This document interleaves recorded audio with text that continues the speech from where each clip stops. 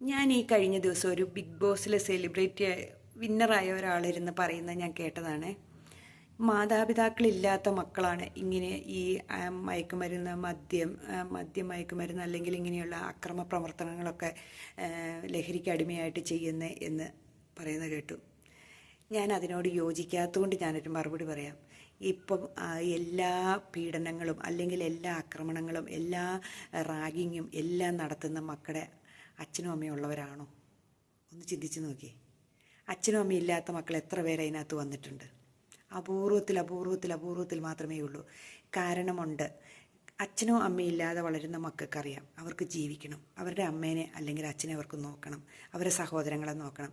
അത് ഞാനേ ഉള്ളൂ എന്നൊരു ചിന്ത അവരുടെ ഉള്ളിൻ്റെ ഉള്ളിലുണ്ടാകും. അവർക്ക് സാമ്പത്തികം കുറവായിരിക്കും, അപ്പോൾ എങ്ങനെയെങ്കിലും രക്ഷപ്പെട്ടു പോകണം എന്നാണ് അവർ ചിന്തിക്കുന്നത്. എന്നാൽ അച്ഛനും അമ്മയുള്ള മക്കൾ എന്താ ചിന്തിക്കുന്നതെന്നറിയാവോ? എങ്ങനെ പോയാലും എനിക്ക് ജീവിക്കാനുള്ള എൻ്റെ അച്ഛനും അമ്മയും ഉണ്ടാക്കിത്തരും. എത്ര ആവശ്യത്തിന് പൈസ ചോദിച്ചാലും എനിക്ക് തരാൻ അവരുണ്ട്.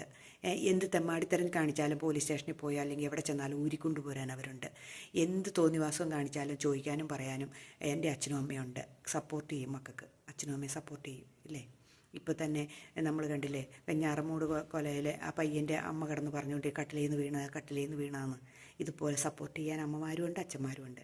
അപ്പോൾ അവരെന്ത് തോന്നിവാസവും കാണിക്കും, എത്ര കടബാധ്യത ഉണ്ടാക്കും, എന്ത് തെമ്മാടിത്തരങ്ങളും കാണിക്കും. എന്നാൽ അച്ഛനും അമ്മയോ ഇല്ലാത്ത മക്കളാണെങ്കിൽ, അനാഥരായിട്ടുള്ള കുട്ടികളാണെങ്കിൽ അവർ ജീവിക്കാനേ ശ്രമിക്കുകയുള്ളൂ.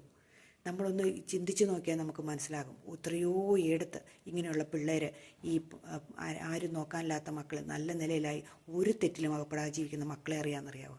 ചുമ്മാ നമ്മൾ അടച്ചിങ്ങനെ ഇരുന്ന് പറയരുത്. അതാണ് വേണ്ടത്. ശരിയാണോ ഞാൻ ഈ പറഞ്ഞത്? നിങ്ങളൊന്ന് ചിന്തിച്ച് നോക്കി.